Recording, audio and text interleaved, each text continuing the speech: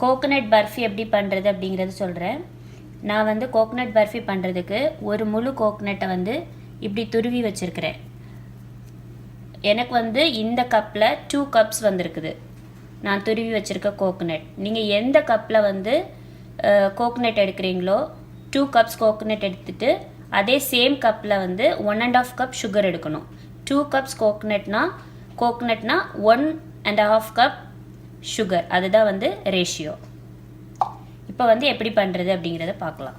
First start பண்ணுறதுக்கு முன்னாடியே நீங்கள் எந்த ட்ரேயில் வந்து அந்த கோகனட் பர்ஃபியை வந்து தட்ட போகிறீங்களோ அந்த ட்ரேயில் வந்து கொஞ்சம் கீ போட்டு இப்படி நல்லா தடவி வச்சுக்கோங்க.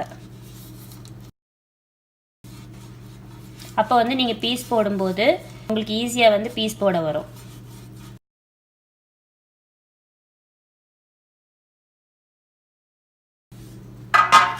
இப்போ எப்படி பண்ணுறது அப்படிங்கிறத பார்க்கலாம். ஃபஸ்ட்டு ஒரு 3 டீஸ்பூன் வந்து கீ போட்டுக்கணும்.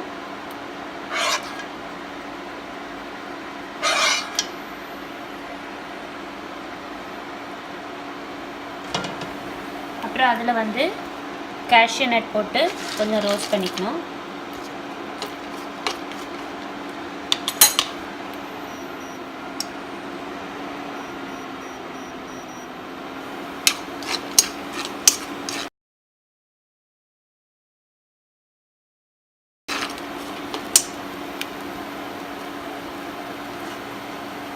இப்போ ரோஸ்ட் பண்ணதை எடுத்துக்கலாம்.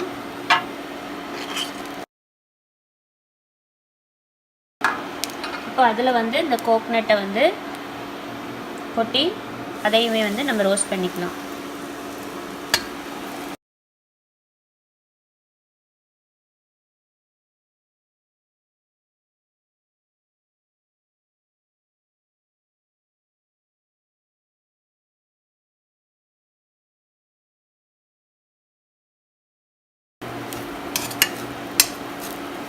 இப்போ நான் இதில் வந்து 2 கப் வந்து கோகனட் எடுத்துருக்கிறேன். அதை வந்து நல்ல கீயில் வந்து கொஞ்சம் ரோஸ்ட் பண்ணிங்கன்னா கோகனட் பர்ஃபி வந்து நல்ல டேஸ்ட்டாகவும் நல்ல ஸ்மெல்லாகவும் இருக்கும்.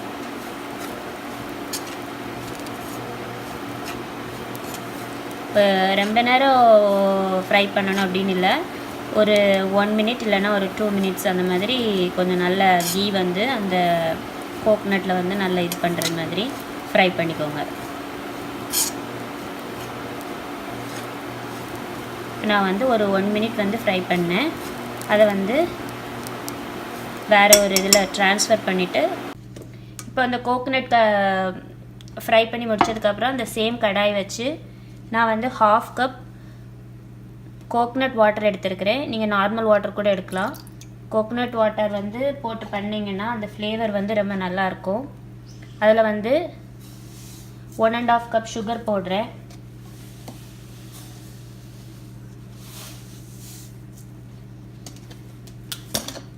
சுகர் போட்டு பாகு காய்க்கணும் அப்படின்னு அவசியம் இல்லை. அது வந்து நல்ல பபிள்ஸ் மாதிரி மேலே எழும்பி வந்தோடனே அதில் வந்து இந்த கோகனட்டை போட்டு நமக்கு கோகனட் பர்ஃபி பண்ணலாம்.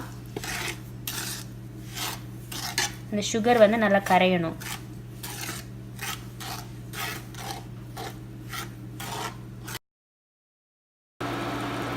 இப்போ பாருங்கள், சுகர் வந்து நல்லா கரைஞ்சாச்சு. இப்போ வந்து இந்த பபிள்ஸ் வந்து வர ஆரம்பிச்சிருக்குது.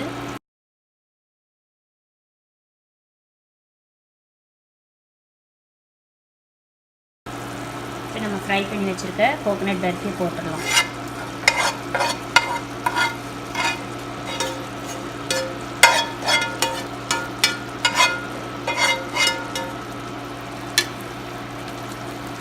அப்புறம் ஃப்ரை பண்ணி வச்சுருக்க அந்த கேஷ்யூ நட்டையும் போட்டுடலாம்.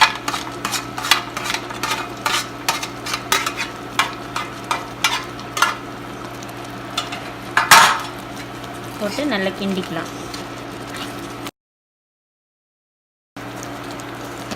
கொஞ்சமாக ஏலக்காய் பொடியும் போட்டுக்கலாம்.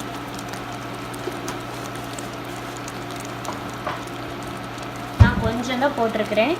உங்களுக்கு தேவையான போட்டுக்கலாம். ஒரு ஃப்ளேவருக்காக தான் நம்ம போடுறோம்.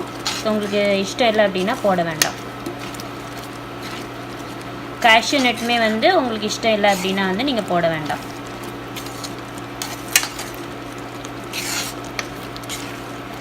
இதை வந்து நீங்கள் கோகோனட் வாட்டர் விட்டு பண்ணிங்கன்னா ரொம்ப கோகோனட் ஃப்ளேவர் வந்து ரொம்ப நல்லாயிருக்கும்.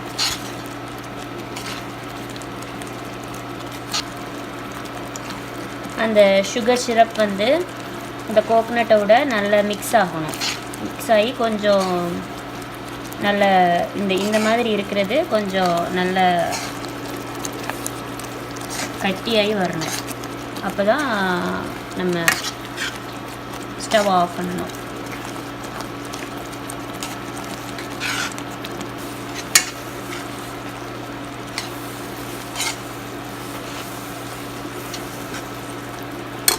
இப்போ வந்து ஆல்மோஸ்ட் ரெடி ஆயிடுச்சு.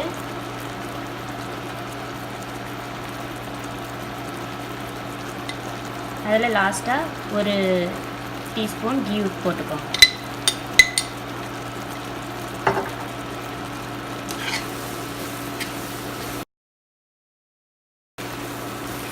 பாருங்கள், இந்த இதில் நமக்கு இப்படி பண்ணும்போது அது நல்லா ஒட்டாமல் இப்படி வருது.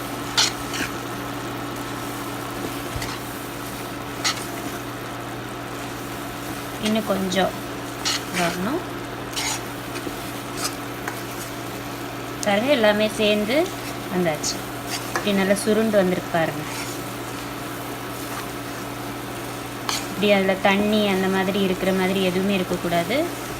இப்படி நல்லா சுருண்டு வரணும். எல்லாமே ஒன்றோட சேர்ந்து சுருண்டு வரணும். பாருங்கள், இதான் ஸ்டேஜ். இந்த ஸ்டேஜில் நீங்கள் அடுப்பு ஆஃப் பண்ணிடணும்.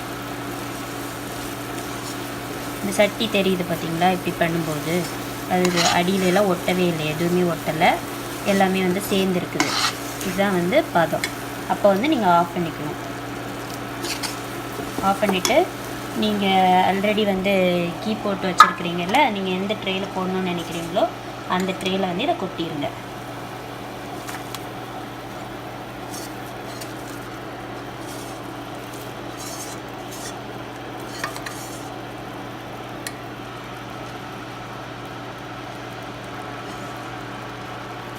கொட்டிட்டு நல்லா ஷேப் பண்ணிக்கோங்க.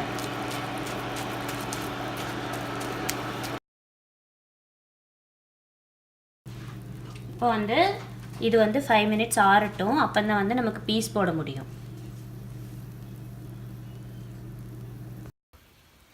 இப்போ வந்து 5 மினிட்ஸ் ஆயிடுச்சு. நான் வந்து பீஸ் போடுறேன்.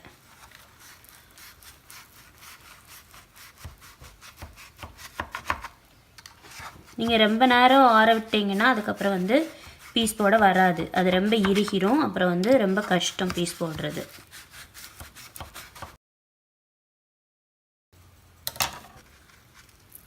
ரொம்ப பொறுமையாக எடுங்க. நான் ஃபஸ்ட்டே வந்து எடுத்து காமிக்கிறதுக்காக எடுத்ததுனால லைட்டாக உடஞ்சிடுச்சு.